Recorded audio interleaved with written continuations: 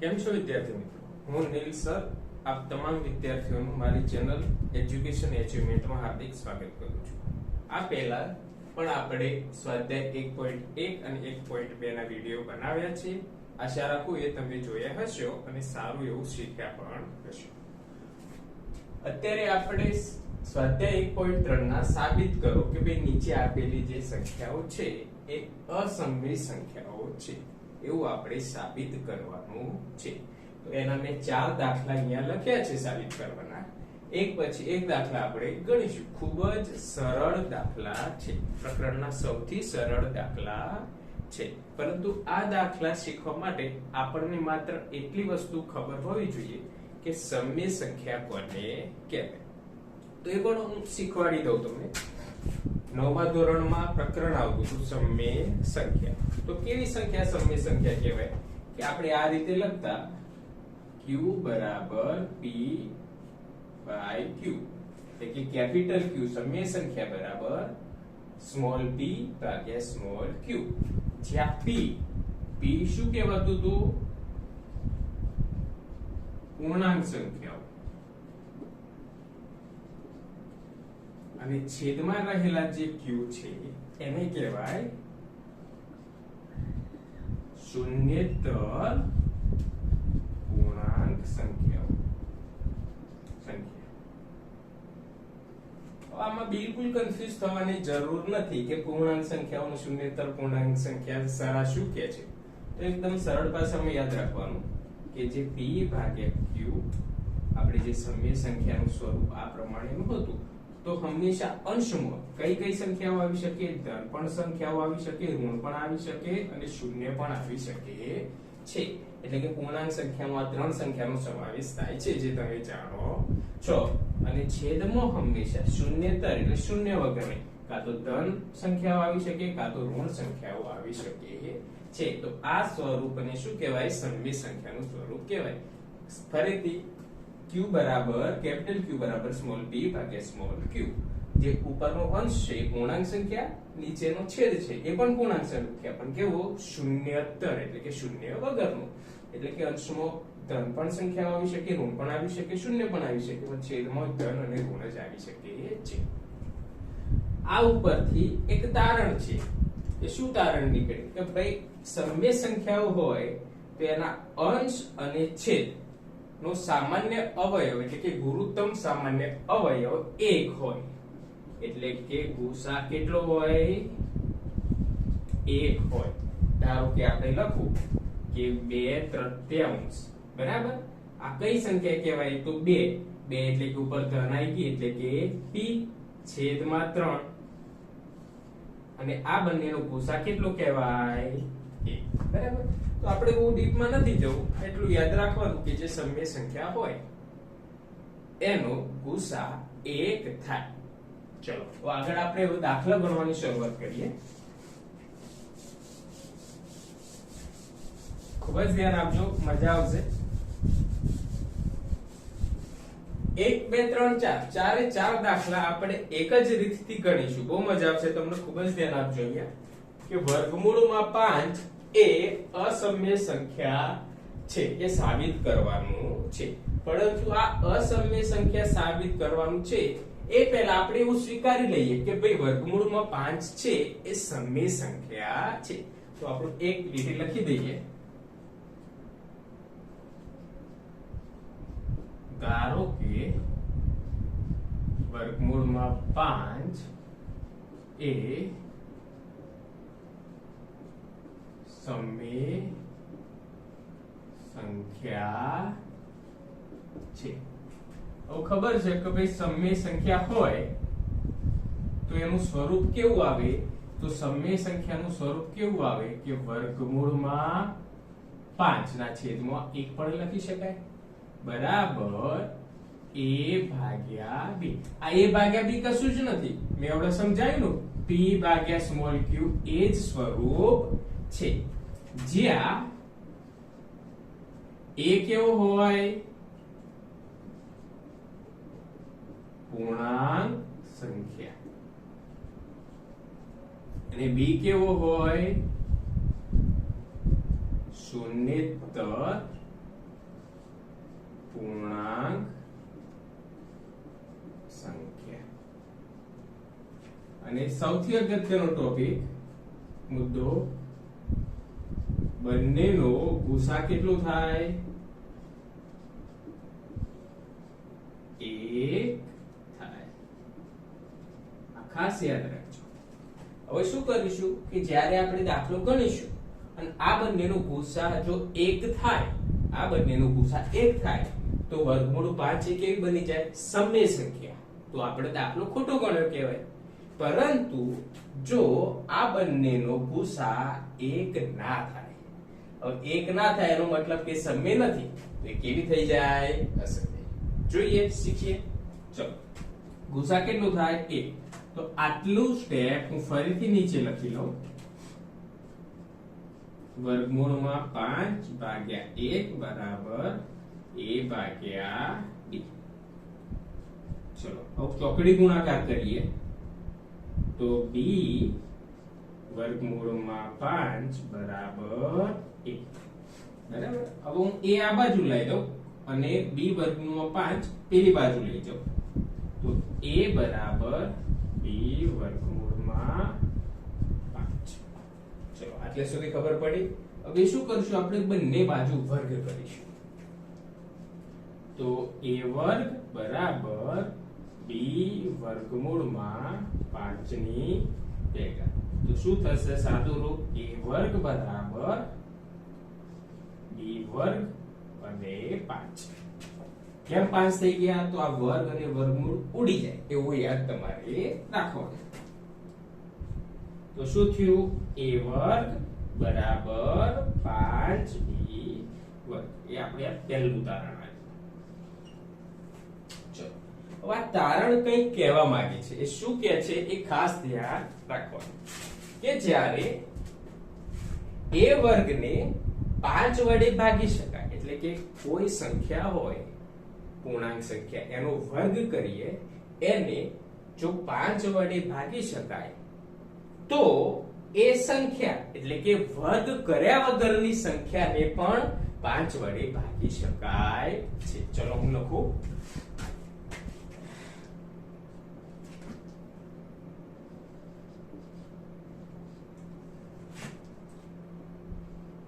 જો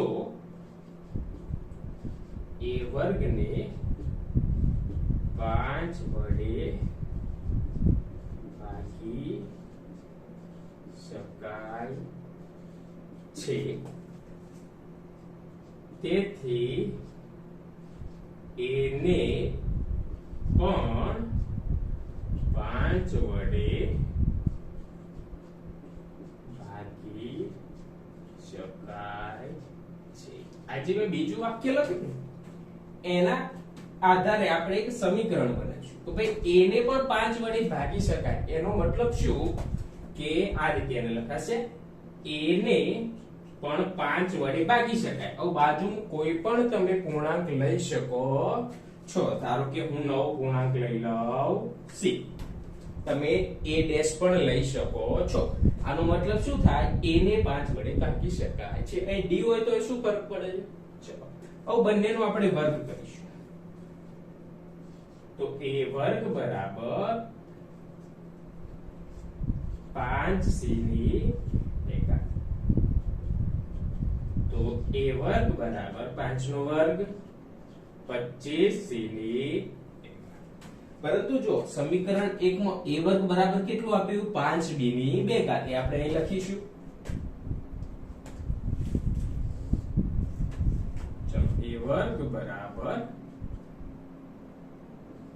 25c ની ભેગા, જે આપણે નામ મળ્યું સમીકરણ નંબર 2. હવે આમાં a વર્ગની કિંમત મૂકી દઈએ. a વર્ગની કિંમત કેટલી છે? 5b ની ભેગા. 5b ની ભેગા બરાબર 25c ની ભેગા.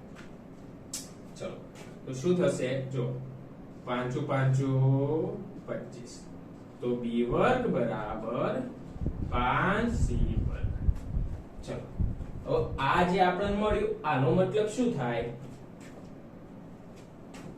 આ નો મતલબ થાય એ જ આનો મતલબ થાય કે જો b વર્ગ ને 5 વડે ભાગી શકાય છે, તેથી b ને પણ 5 વડે ભાગી શકાય. બરાબર. અહીં ખાસ ધ્યાન આપવા જેવી વસ્તુ છે. જો અહીં સેન્ટેન્સમાં શું છે કે a વર્ગને પણ 5 વડે ભાગી શકાય, એટલે કે a ને પણ 5 વડે ભાગી શકાય છે. આના ઉપર ધ્યાન આપો. અને બીજું આ સેન્ટેન્સ, આ વાક્ય ઉપર ધ્યાન આપો. a ને પણ 5 વડે ભાગી શકાય, એટલે કે a ને પણ 5 વડે ભાગી શકાય અને b ને પણ 5 વડે ભાગી શકાય. બંનેને જો 5 વડે ભાગી શકાય તો બંનેનો ગુસા, ગુરુત્તમ સામાન્ય અવયવ કેટલો થાય? 5.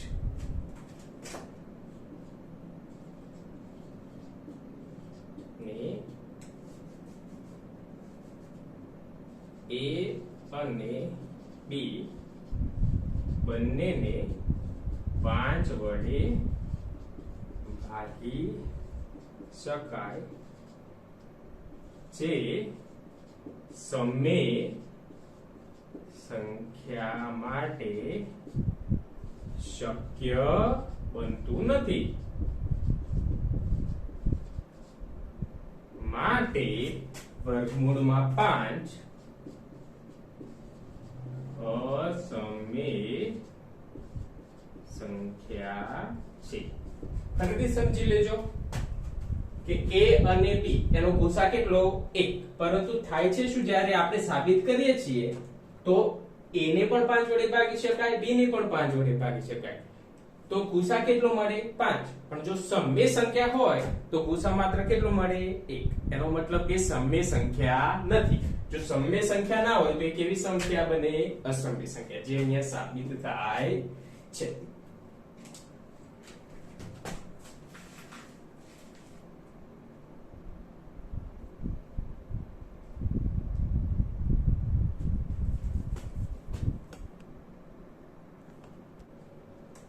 બરાબર. અહીં લખું, ધારો કે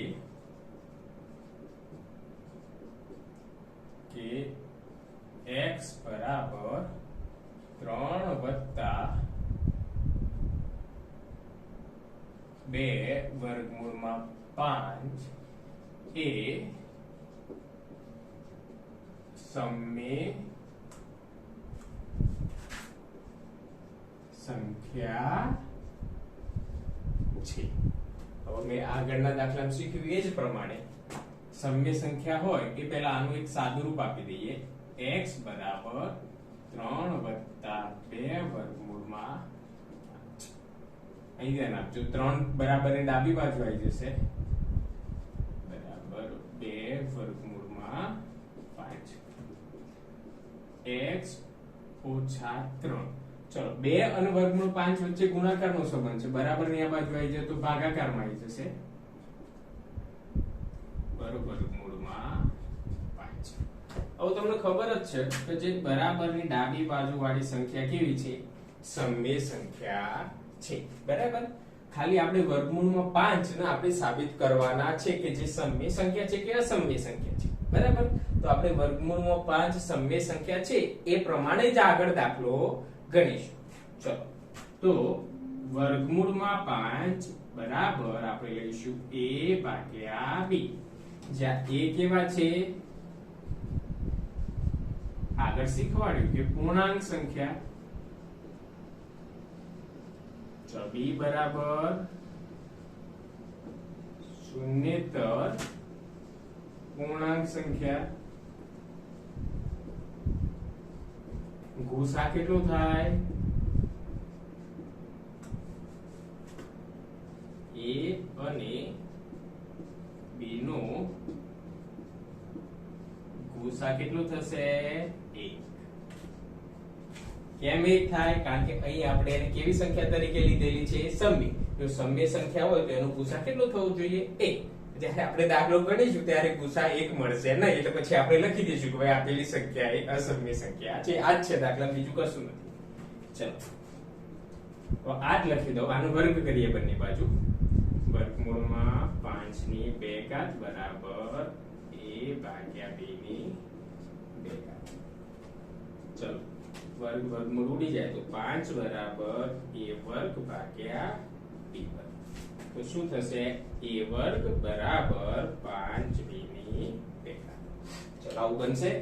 જે આપણે શીખ્યા એ જ રીતે આમાં પણ એ જ લખવાનું કે જો a વર્ગ ને 5 વડે ભાગી શકાય છે માટે a ને પણ 5 વડે ભાગી શકાય છે.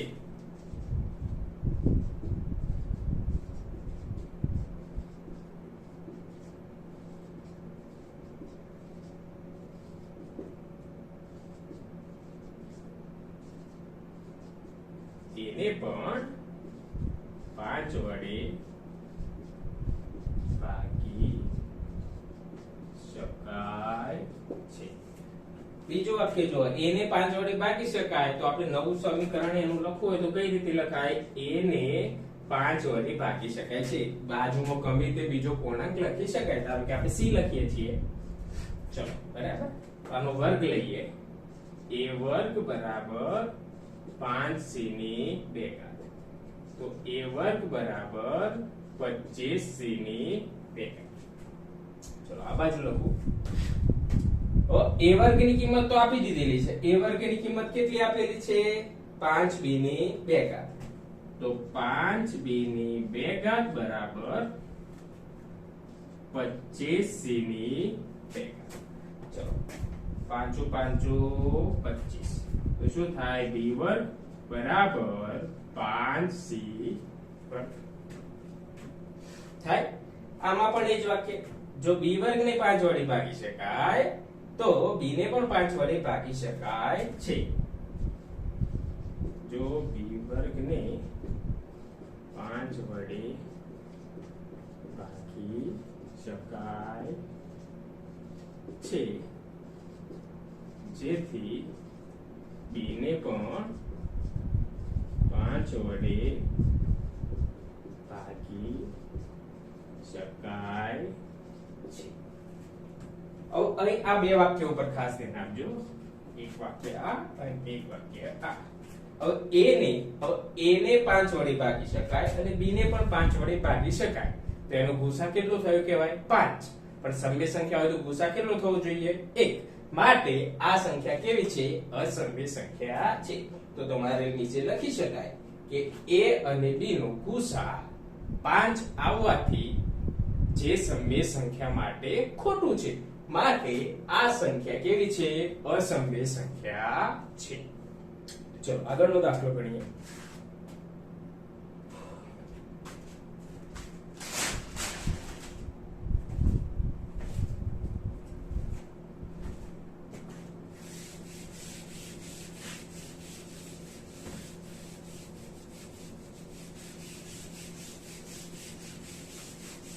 પ્રેક્ટિસ થઈ જશે એટલે તમે સરળતાથી ફટાફટ દાખલો ગણી શકશો. એકદમ સરળ દાખલો.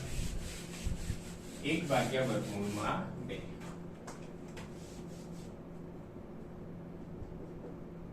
1 ભાગ્યા વર્ગમૂળમાં 2. બરાબર. તો આપણે એ લખી લઈએ કે 1 ભાગ્યા વર્ગમૂળમાં 2 એ સમય સંખ્યા છે. તો આને કઈ રીતે લગાય? 1 ભાગ્યા વર્ગમૂળમાં 2 બરાબર a ભાગ્યા b, જ્યાં a કેવી સંખ્યા કહેવાય? પૂર્ણાંક સંખ્યા. અને b કેવી કહેવાય? શૂન્યેતર પૂર્ણાંક સંખ્યા તમે કહી શકો છો. અને ત્રીજી વસ્તુ શું યાદ રાખવાની કે a અને b નો ગુસા કેટલો થાય?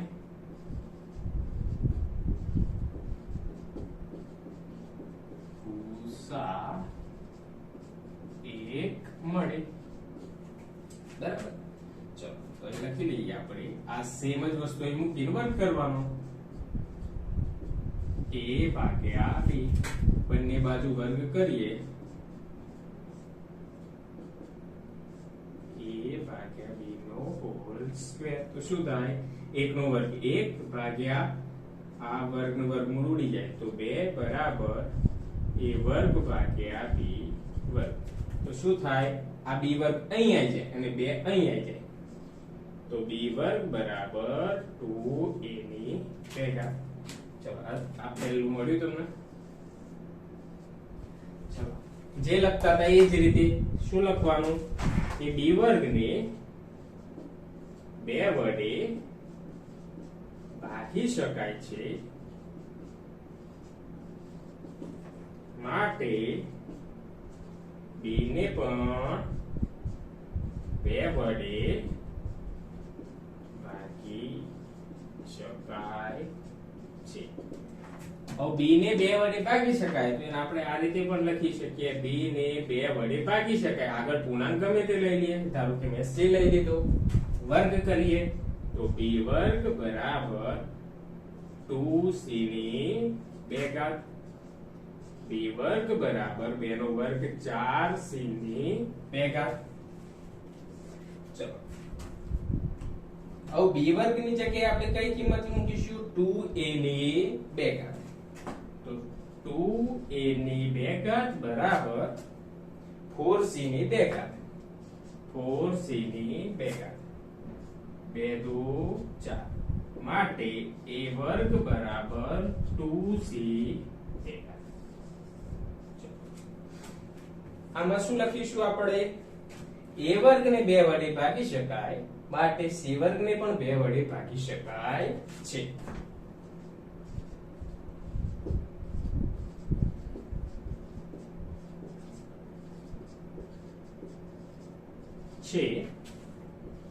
જેથી a ને પણ 2 વડે ભાગી શકાય. હવે જુઓ આ a ને પણ 2 વડે ભાગી શકાય આ વાક્ય અને આ વાક્ય શું કે b ને પણ 2 વડે ભાગી શકાય, a ને પણ 2 વડે ભાગી શકાય. બરાબર. તો એનો ગુસા કેટલો થઈ ગયો? 2. સમય સંખ્યા માટે ગુસા કેટલો જોવે? a, જે શક્ય નથી. બરાબર. માટે આપેલી સંખ્યા એ અસમય સંખ્યા છે જે તમે લખી શકો છો. સમય સંખ્યા માટે હંમેશા ગુસા કેવો જોવે? a. પરંતુ 1 ભાગ્યા વર્ગમૂળમાં 2 માટે સાબિત કરતા આપણને શું મળ્યું? તો b ને પણ 2 વડે ભાગી શકાય છે અને a ને પણ 2 વડે ભાગી શકાય. તો a અને b નો ગુસા 2 મળે છે જે સમય સંખ્યા માટે શક્ય નથી. આટલું વાક્ય તમારે લખવાનું રહેશે. ચલો હોમવર્કમાં આ દાખલો તમારે જાતે ગણવાનો રહેશે. તો શું કરવાનું નથી? જો શું કરવાનું